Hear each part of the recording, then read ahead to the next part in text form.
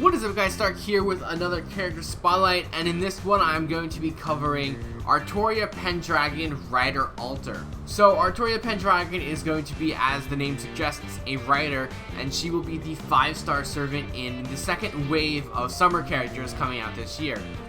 And overall, I think she is a very good character. Maybe not as good as some of the other 5-star characters in the summer batches, but she's definitely really good. At level 90, she has 14,256 HP and 10,776 attack, ranking her 19th overall in HP and 44th overall in attack. Her star absorption is 200 and her star generation is 9%. And then for her Noble Phantasm generation, she's going to have 0.59% on her attacks and 3% on defense. So Rider Alter functions mainly as a single target damage dealer that is going to be heavily focused on doing quick attacks or quick damage. Not necessarily crits, but just using her quick cards to do some really heavy damage. Her Noble Phantasm is very powerful, and she has a very good kit of skills to complement what she's trying to do. So she doesn't really focus too much on crits, as I said. Although she is a rider, she has really strong star absorption. She's not going to be able to generate a lot of stars, but she's going to be able to absorb them. So you'll need to pair her with someone who can generate a lot of stars, and you also want to throw in other characters that will benefit from the quick buffs, because she has a couple of those. And we'll talk about those when we get to her skills. But overall, she is a very powerful single target character.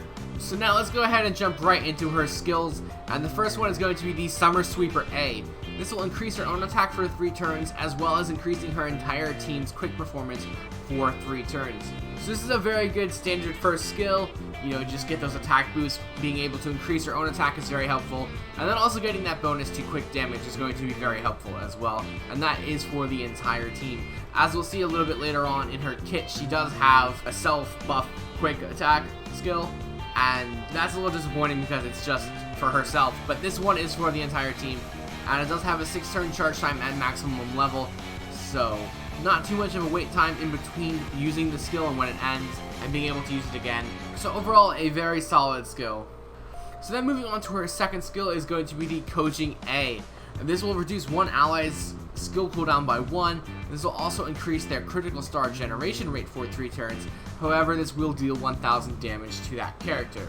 So 1,000 damage is really nothing to sneeze at, is quite a bit of damage. It can be overcome with a variety of different healing effects, but still, just the fact that it has that negative side effect to it is really not that good.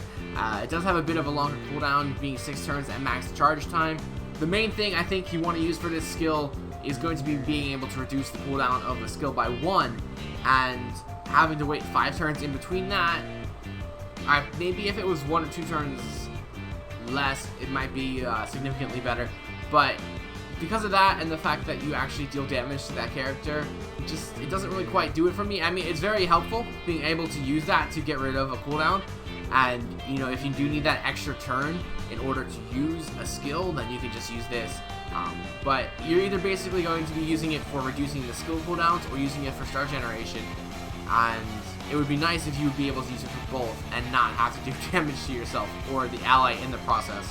Still though, not a bad skill, definitely has a lot of uses, and if you do use this on herself, she is able to make a little bit of better generation for her stars and reduce her skills, which could be very helpful if you look at her third skill, which we're going to do right now. And that is going to be the Reloaded C. This will increase her quick card effectiveness for 1 quick card over the course of 3 turns. This isn't a flat increase to her quick cards, it's just for 1 quick card. So that's kind of annoying that it's literally the only thing that this skill does, and only lasts for 1 attack, or literally 1 card. Even if you have multiple quick cards, it won't last for all of them, it's just the first one. So you do have to be careful with how you use this skill. Now, it does have a 3-turn charge time, which is really nice. You can effectively always have this skill active, and it won't be much of a problem. But at the same time, once you use one of your quick cards, that's it. So you do have to be careful there. Now, the one thing is, you can actually combo this really well with her second skill. So if you use Reloaded and then you don't use your quick cards, you can actually use her second skill to reduce the cooldown and use it again before it runs out. And you could stack the buff twice, so you can use one of your quick cards but get the bonus for both of them. and you can combo it with your first skill as well to get really good quick damage with that one card. So that is a nice little combo, but really that's a lot of work to get that little bit of extra damage. So it's up to you if that's something you want to do. Obviously, if you're using the character, it's something worth considering. But the fact that it doesn't do anything else besides just that is a little bit of a disappointment to me. But it is a nice little burst of damage when you need that little bit of extra for that one final attack. And really, as long as you're not using it with other quick cards, you're okay. You could use a Buster or go Buster Quick or Buster Arts Quick. So now moving on to her passives, she has 3. The first one is Magic Resistance B, which will increase her debuff resistance by 17.5%. Her second one is the Writing Bee, which will increase her quick card effectiveness by 8%. And then third and finally, she has the Independent Action EX, which will increase her critical strength by 12%. So overall, she's got a pretty solid set of skills.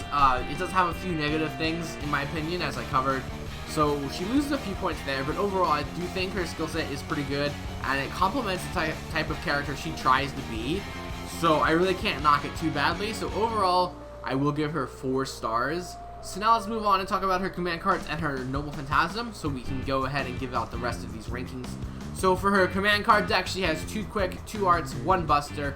So for her hit counts, she's got 3 on the quick, 3 on the arts, 2 on the buster, and 5 on the extra attack.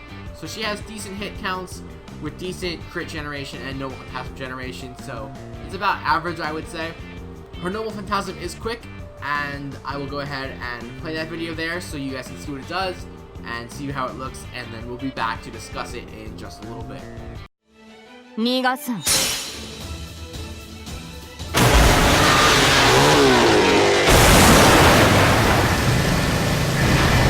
面をかけるは不当のマラン。ロックセクエンスホールダーン。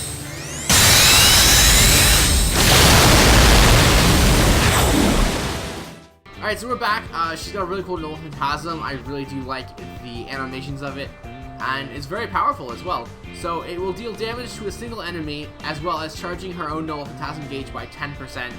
And on the overcharge, this will reduce that enemy's critical attack chance for 3 turns. So this is very powerful for a single target non-upgraded Noble Phantasm, so you'll be able to get a ton of good damage out of it, as well as the fact that it's quick, so you have 2 quick buffs on top of that you could utilize as opposed to any other buffs you get in from allies. So you could do some really good damage with this Noble Phantasm, and you do get some Noble Phantasm back as well with a 10% gauge increase. So that's going to be nice, helping you go and get your gauge increased for the next turn or the next Noble Phantasm you're trying to fire off. And you can reduce the critical attack of that enemy for 3 turns, so that'll be very helpful in keeping your allies and yourself alive just a little bit longer by reducing their ability to do crits. So for her damage capabilities, I am going to give her 5 stars. She's got a lot of attack buffs and her very, very powerful Noble Phantasm. So overall, she can do some really serious damage, and she'll be able to get 5 stars pretty easily for that. For her critical abilities, I am only going to give her 3.5 stars. She does have some sort of crits there, being able to increase star generation and the passive being able to increase her critical strength. But overall, she doesn't really function too much as a crit dealer or a crit generator or anything like that.